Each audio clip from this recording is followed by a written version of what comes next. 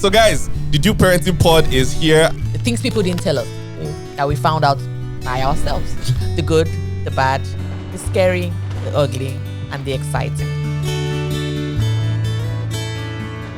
So it's called Due Parenting Pod. Don't forget that. Yes, ma'am. There's this time which was so cute and it melted my heart. Was when I was feeding him. I was feeding him as usual, and he was feeding me back in return. So he was eating and he bit on my finger. Yeah. And I wasn't even hurt. Yeah. I thought it hurt him because it was The nail. nails. So I thought it hurt him. So I'm like, you bit me. And he was eating him. Just looked at me with his sad little eyes, and I'm like, won't you say sorry? And he, so here's the thing, he does that even when he's saying hi or hello. Yeah. So I don't even know if, but I'll take it as a story. So, and he was so happy. I hugged him and I was like, oh, thank you, my baby. And he loves it when you appreciate that. Yeah, if he does something and then he's like, oh, thank you. It makes him really happy. Like he can tell when you approve and when you. I think one of the best things at this point is that he understands tone. So it also means that we're now a lot more careful about the tone that we used to communicate with him and with each other. Because he knows when your tone is sharp, when there's alertness in your tone, he can tell. Then he can tell when you're being gentle and you're trying to, get him to do something. And then he can tell when you're happy with him. So the expressions on his face and his body language, you can tell that, okay, this is how he's feeling based on the tone that you used to say this thing or the other.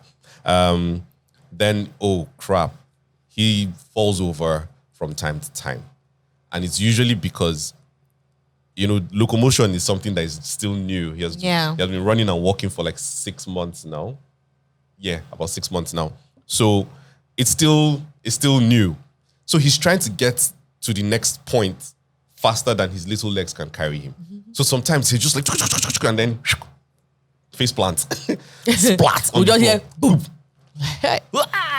So that's how one day he fell over, face first, smacked his mouth. Oh my goodness. I remember that. This was like, anyway, she just cried. I always cry. So he smacked his face on the floor. And now we went and I picked him up. And I was looking at, so I was kissing him to say, oh, sorry. The next thing, Ibro noticed that there was blood on my lip, and I looked at his own and he's bleeding. Yeah. So we thought it was a cut on his lip. So I checked, and I gave him Capol, paracetamol. Wiped it down, made sure that it was fine. He started watching TV. And we're okay. He's playing. The next day. That was at night. It happened at night. So the next day, the nanny was now giving him a bath. As usual, she's brushing his teeth. And he refused. And he screamed and he kept fighting her. So she said, let her check. So she checked and she noticed that his teeth was shaking. No, it was one. It was his two. Maybe both two. of them. No. I touched it. Two. Because she now called me. Ma, please come and see. So I came and I'm like, what happened? And I said that she thinks that teeth is paining him, that he fell on his teeth. And I'm like, are you sure? She said yes. So she said I should so I washed my hands and I put my hand in and both of them are shaking. Baby. I thought it was just the one. No. And I'm like, hey, what am I going to do? Babe! Babe! And I called and he came. I'm like, Kion fell on his teeth and it's shaking. So we quickly called our friend. Ivy, who is a dentist. Yeah. And we told her, she now said, calm down. So this is what you're going to do. When did he fall? Yesterday. So you use warm water and salt and you wash his mouth. So you do that 3 times a day or 4 times a day. And after every meal. Yes, that's what I remember. After every meal, you rinse his mouth with cotton wool and warm water and salt. Then she said we should give him, I can't remember the medication. Was it an antibiotic? No, it wasn't an antibiotic. It was a painkiller and something else. It was a supplement. So for him to take. I think it was B complex. Can't remember. I can't remember. So he was taking it. So she said we should give it to him for 2 weeks, but in the meantime that we should bring him in for checkup. That's just after the 2 weeks, if he's still shaking, she would have to take it off. I'm like, what? Yeah. Take what off? Teeth that this boy has. So I was happy when I saw 2 teeth come out. I'm like, no. So my own, and I'm like, okay, how do you take it off? She now said, and because he's a child, they can't put him local anesthesia. They have to just take it off. my heart broke. And I'm like, what? Then the first thing I'm like, my son will not be in class, no teeth. I'm like, hey, no. What we parents think of? As it was so, like, that was her biggest worry. Apart from the pain from, them having to just tug it out without anesthesia. And it was funny to me because in my mind, I'm like, well, I felt, I was worried, obviously, because of the pain that he would go through. Mm-hmm. But to me, it wasn't a big deal if he had, no front teeth until he was like 6 or 7 when his permanents come down. So I'm like, big no. I mean, he'll be fine. Years, no. I mean, obviously, so my only worry concerning that was that it might affect his speech, So it might, because with that, the tongue will now have to, so there's some words that he'll pronounce weird. And I was like, okay, we'll find a way around it. This auntie was just, Neh. And then. But that gave me strength because I'm like, my son is not going to have his tooth removed. So she was focused every time, diligently following up the doctor's instructions. He polished the entire. And thank God, before 2 weeks. Like 1 week later, fine. I came back from work. Apparently, they knew that he was fine before I did. Or they noticed that he was fine before I did. Because I came home from work one day and the guy is holding a drumstick without the flesh, just the bone. And he's just in front of the TV doing like this. And so I'm like, hey, buddy. And then I rubbed his head and then he gave me a look like, I'm coming. Let me finish what I'm watching. And then continue. And then I walked past, said hi to everybody. Then he hit me that way too. That man is holding a drumstick without the flesh on it. So now bone. And he's basically just... And I turned around and I'm like... So I asked the nanny, why is he... She was like, oh, that's... So she looked at her like, are we in trouble? Should I say anything? Then he was like, oh, yeah, I forgot to tell you. He's fine, though. He's not shaking anymore. He's not feeling any pain. Uncle was chewing chin-chin. So that's another weird thing. He loves chin-chin. And he wants you to... So at first, he used to just put it in his mouth and then soak it down with saliva until it was white. And he would spit it out. And then he would spit it out. Now... My guy would just dip his hand inside the jar, grab like 3 or 4. First hand, second hand. Sit down, and then hold one. Like he will have like 3 or 4 in the rest of his hand, then he will hold one. Then he's using his front teeth to just, you hear it. I'm like, how are they so strong? Like, I'm old, and I cannot risk that crap if I end up. Like, it's ridiculous. So, yeah. And then, another time that he fell over. So he does this thing where he pushes smaller pieces of furniture to the bigger pieces so that he can get on that, to get access to whatever. So whenever he comes into our bedroom, at first he's trying to get on, the cupboard where the TV is, and he couldn't. So he realized that he could get on the bed, then get on that cupboard, then get to the TV. But to do that, he would take one of the pillows and push it to that end, get on the pillow so he could. So you get on the bed, get on the pillow, then get on. Then he got a little taller, and then he would just go straight up. He doesn't need the pillow anymore. Now, he's now trying to avoid having to get on the bed first. So I have this backpack that I carry my laptop and my tab in. It's hard. It has a hard back, So it's pretty durable. So he now pushes that to the edge of the table, puts a pillow on it, and then tries to get on the table. And so the other day, I think he miscalculated. I don't know. And I was on the phone, and I just from my peripheral, I just saw him falling over. But before I got to him, he fell over backwards, bumped his shoulder on my backpack, so which kind of cushioned, the fall. And then he just went, boom, his coconut head on the floor. And his mommy just bolted into the room because he heard boom. I said, he just started screaming. I said, what happened? I said, hit his head. No, at first, I used to freak out whenever he falls. I'm like, the first time he fell, I held him tight and I cried. And I'm like, I'm so sorry. I'm so sorry. I'm sorry. It never happened. But now, he fell. Okay. Because even when he falls, sometimes now, he falls, he gets up. And then sometimes he will rub his head, or his elbow or wherever, and then he just starts running around. So that thing that they say when they fall, don't look at them. Yeah. It works. It works. It actually works. Just act like you didn't notice. He fell. Okay. Yeah, unless if they fall and they lie still, there's a problem. And it's very hard. So he fell. We usual just have paracetamol on the side because they would need it because he kept rubbing the head later. Yeah. So we had to give him paracetamol before he went to bed. That's that. Then he does this cute thing where if he wants his water, he would hold your hand. Yesterday I was telling him, say water. Say water. Or could he answer me or just drinking? This guy beg, I should have the water. So he held my hand. I'm like, what do you want? Held my hand, dragged me. What do you want? So if he holds your hand, like so he walks, thinking you will get up and follow him. Yeah. So if you don't, he will come back, hold your hand, make sure you get up. Now start walking. Then you're following him. Then he goes to where his water is and points at his cup. Then you first do like this. And So you carry him. You pick him up. He'll now take his cup by himself. So I was not like, that's water. Say water. Then because at night, and I said, it's okay, baby. It's okay. So he stopped. Continued again. This guy thirsty woman, leave me alone. He drank, then he dropped. So I think he can communicate, but we don't understand him yet. Yeah. But he's just like his father said, he's assimilating everything and sponging it up so that one day, because we've read about it, that they usually don't. So some babies they try every new word that they catch on to. They just try it immediately. They keep trying until they get it. Some others just take their time, soak it all up, and then one day you start hearing phrases and sentences, and you're like, you're like, wait till that they day, happen. Paw Patrol was playing, and you know how they mention all their names, this. So he kept saying sky, I. Right. So it's sky. Wow. So when he now did he now looked at me and smiled. And I'm like, okay, you got that right. Then Blue's Clues. So when I tell him, put it in a notebook. When I put my hand like, he'll now do. Oh.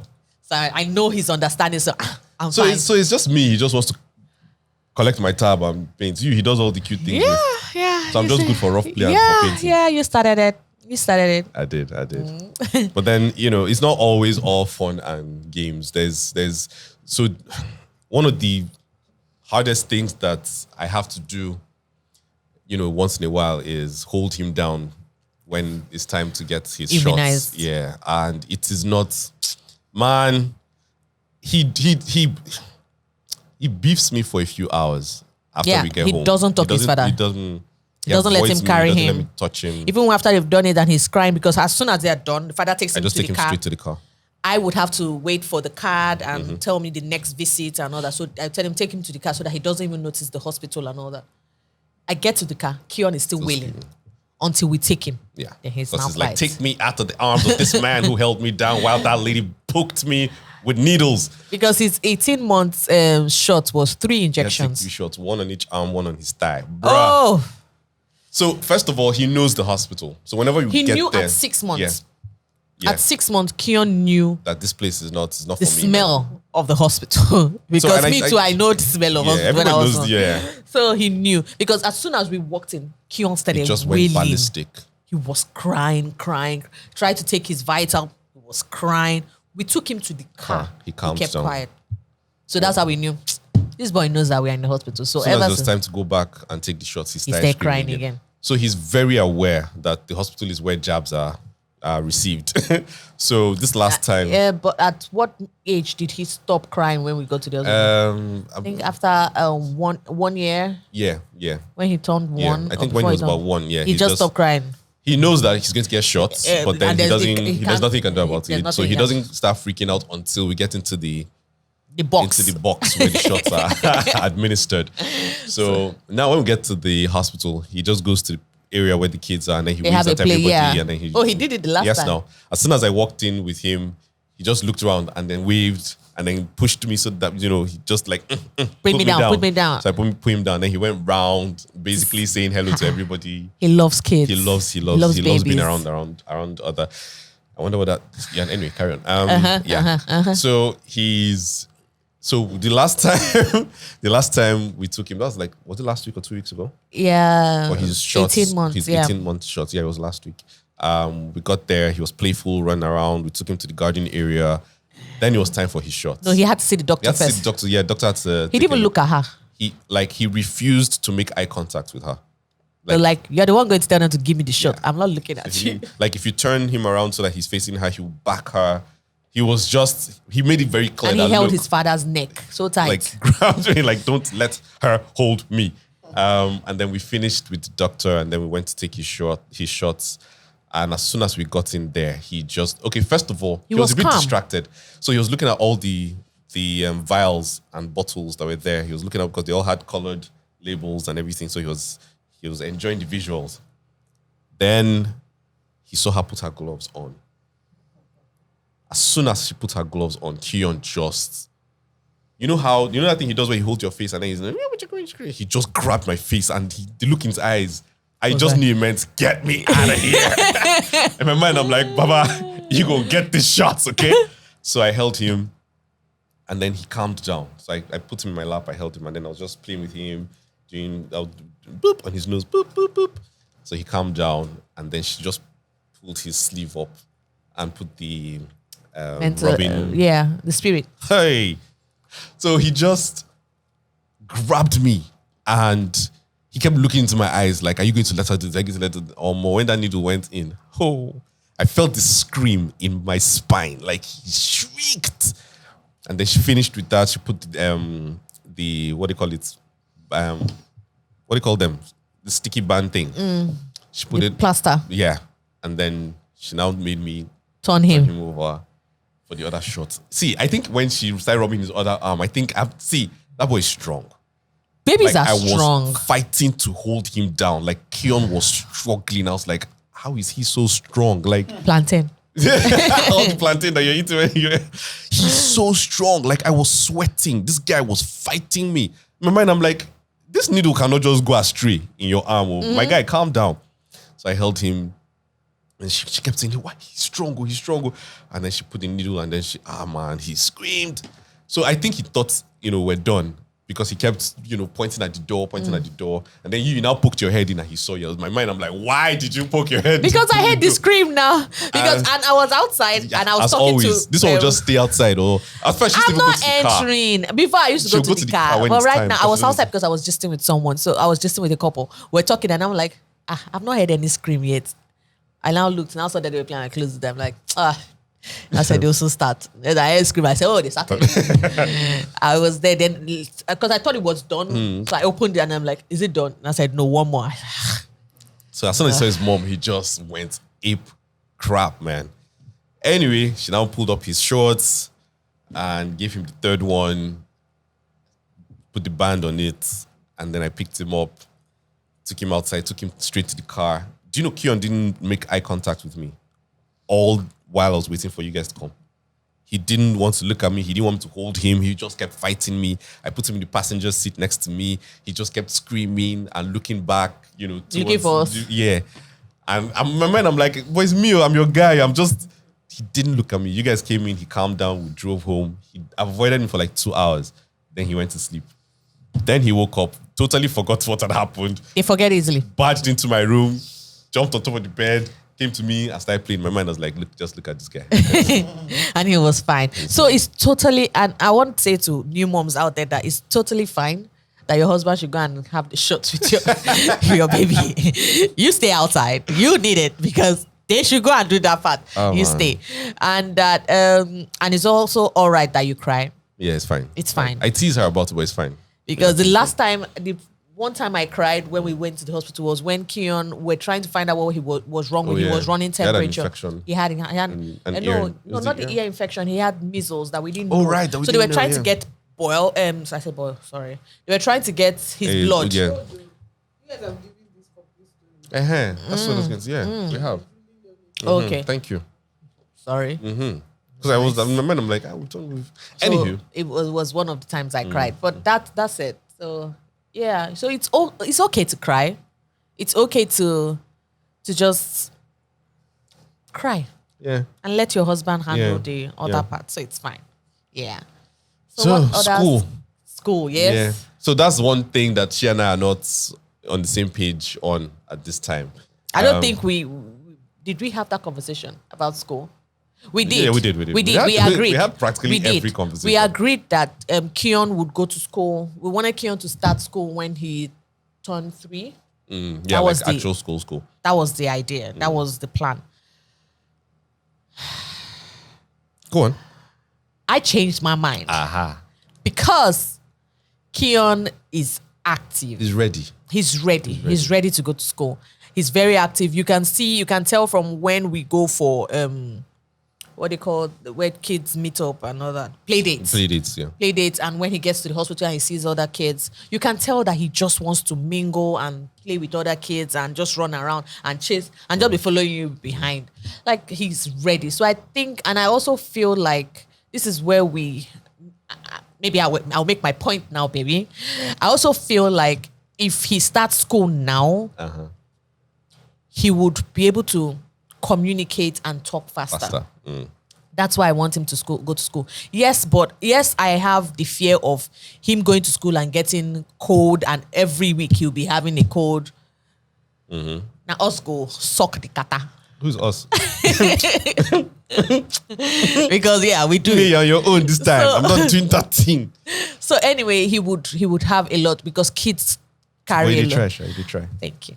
Kids carry a lot of infection. So, but I just want him to start early to go to school and make friends and start talking and just have fun and release all that pent up energy he has, so that when he comes back, he's very tired and he just wants to go to sleep. I feel like that's the first reason. I feel like that's your major reason. You just want the boy to be out of the house. No, that's not my major reason. I just want him to have friends he'll... and communicate. That's my first reason. Then my second reason is that. Yeah, I don't have a third reason. Just those two. Okay, that's fine. I don't. So the thing is, no. Generally, because their immune systems are still developing. If it's in the air, it's in the air. They're more likely to catch it than us. Than an adult. So it doesn't have to. And then when one of them gets it, everybody else is. But another thing you have to understand is that it helps build their immune system. Yes, it does. It does. To be fair, I know that my reasons for wanting to wait until, and even I revised it down from 3 to 2. To 2. He agreed for 2. But me, I'm still like, let's go now that he's 18 months. So, so my reasons might not be like, I honestly I'm not ready. First of all, I'm not ready for that. I feel like there's still... For what exactly? For him to start school. Like him going off into the world. He will come back home. Of course, but he will go first into the world. He's having fun. He's going to be a baby. Baby, no, you're being selfish here. Yeah, that's my point. No, you're not supposed to be a selfish father. So I hear you, and I acknowledge that I'm being selfish. You're using marriage counseling tone to talk to me. Hey. I hear that. Pastor Essay, you see your boy. I'm applying. Hey. I hear you. But I acknowledge. Yes. That's what our marriage counselor taught us. So, but I want you to hear me. I'm hearing you. And acknowledge. I'm acknowledging. That you're selfish. That while I admit that I might be selfish in my approach, it is from a place of love. It's from a good place. Please, viewers, help me talk to me. Let me explain. Permit me to explain. Okay. So what was happening was, so I feel like because of how busy I am, right? I already feel like I am, there's that guilt, you understand, that I go away for sometimes 2 weeks, or I'm so busy that sometimes I leave the house before he wakes up, and by the time I get home, he's probably already asleep. So there's that guilt that I already feel, that I'm not spending as much time as I would like to, or as he deserves with him. Then there's also the fact that I want to be able to have a certain level of communication. I want him to be able to come home and to a certain degree tell me or tell us if anything is wrong. It's just that mentality of being able to know, because we can't be there. and we don't have access to CCTV there. So I can't check in. I can't make sure that, he's safe and he's happy, or I can't. But so I want to be able to, have him come home and say, he was, I don't know. I know. I get where you're coming from, but I feel like if we go and look at schools and find out how the environment is, I feel that it might help change your mind, an idea of how safe the you weird will thing be. about this conversation, the fact that it is supposed to, you're the one who's supposed to be on this side of the conversation. I'm the one who's supposed to be like, no, let the boy start going to school. That's like, baby, no, maybe we should let him stay a little longer. So this is really weird. So, and I like that. I like the fact that, if for any other new dads who are out there who feel this way, but then you're trying to be a man about it. Baba, it's okay to feel like you're not ready to let your daughter or your son, start being away from you yet. It's okay. It's fine. We don't have to be strong all the time. So yes, I know that you're being the stronger one, and I appreciate you for it. But I'm just not ready. Okay, I'll keep trying. Okay, what if we get like a tutor who would come to the house like 3 times a week and just do activities with him, teach him a few things, and then when he is 2 or 2.5 or 3, we can now take him to calm down. We are negotiating. We can now take him. Meanwhile, Beverly Naya, if you're watching this, I said negotiating. So we can now, then we can now take him to regular school with everybody else. I have a question. Please Yes. go ahead. No, my question is the tutor thing. Yeah. Is it a tutor that he needs, or does he need to make good with other children? So Thank you. So wait. Asking, Yes, I understand, and I'm glad that you asked. So she's asking if he needs a tutor, or he needs They head her. just in case. We head her. Mike. So yes, Are you really glad she asked? Yes, I am, because it's a good point. It's a good, and I have a pretty decent answer to that. I'm waiting. If we are concerned about him mingling and having social interaction with other toddlers, and then all we have to do is just arrange more play dates so that we can hang out with our friends. Who have babies as well. Hello. Arrange more play dates that you would not be around to go with me for. That's a valid point. Yes. That's a valid. But wait. That's because No. That's because so far the play dates have been with your friends. But if the play dates are with our friends or my friends who have babies, Your friends who have babies are all older babies. You know No, this. Yes. no. Yes, babe. Yes. It's not my fault that they went to go and we get are going to married before see, the- just know that we have before not time. settled this one. No. There's party 2. Hey, Chidinma wants to see Choreo. She said there's part 2. Producer. Okay. So yeah. It's important conversation. Yeah, I feel like this is very, and I'm glad that we hadn't, agreed before we had this conversation here, because if we had agreed, then people will now not know that I'm the one who is stalling, because everybody would think that you're the one who is stalling, but I'm owning it. I'm the one who is stalling. I'm the one who is not ready. Okay. Do we have anything else to add? No, No. Good. because whatever it is I might add, I think it will get me into trouble. Oh, he will. All right then. Anyway, thank you so much, guys. You've heard us. You've heard about how we are handling Keon as a toddler, and it's still ongoing because there are so many things Keon is still Yeah, we'll doing. update you guys. We'll update you guys and tell you what he has done. But thank you for listening, and thank you for following us this far.